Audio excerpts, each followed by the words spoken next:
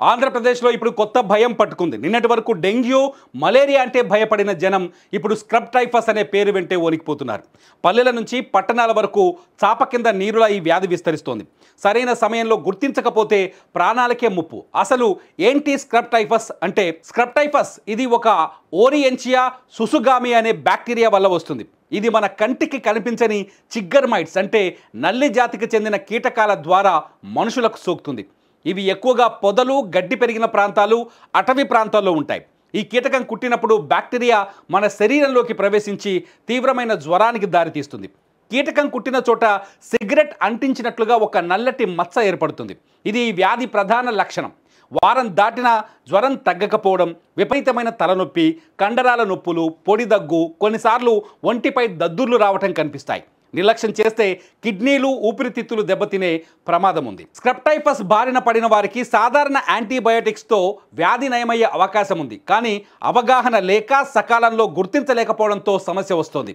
జ్వరం ఎంతకీ తగ్గకపోతే మలేరియా, టైఫాయిడ్, డెంగీ అనే అనుమానంతో నిర్ధారణ పరీక్షలు చేయించుకుంటున్నారు. ఇలాంటి అనారోగ్య పరిస్థితుల్లో శరీరంపై నల్లని మచ్చలు, దద్దుర్లు కనిపిస్తే ఆలస్యం చేయకుండా స్క్రబ్ టైఫస్ అనుమానిత ఎలిసా పరీక్ష చేయించుకోవడం మేలని వైద్యులు సూచిస్తున్నారు. ప్రస్తుతం ఏపీలోని పలు జిల్లాల్లో ఈ కేసులు ఎక్కువగా నమోదవుతున్నాయి. ఈ బ్యాక్టీరియా బారిన పడిన వారిలో ఎక్కువగా చిత్తూరు, కాకినాడ, విశాఖ జిల్లాల వారు ఉన్నారు.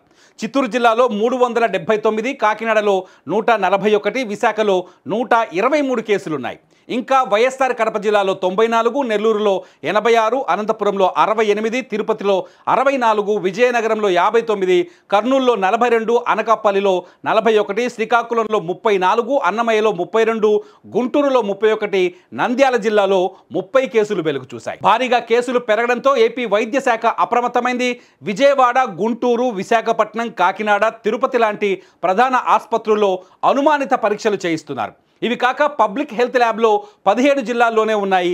అనుమానిత కేసులు గ్రామీణ ప్రాంతాలు ఎక్కువగా రావడంతో ఆయా ప్రాంతాల్లో టెస్టులను పెంచాల్సిన అవసరం ఉంది. వర్షాలు కురిసిన తర్వాత పెరిగే పిచ్చి మొక్కలు, పొదలు ఈ కీటకాలకు ఆవాసాలు. పారిశుద్ధ్య లోపం, ఇంటి చుట్టూ చెత్తా చెదారం ఉండటం వల్ల ఇవి ఇళ్లలోకి చేరే ప్రమాదం ఉందని నిపుణులు సూచిస్తున్నారు.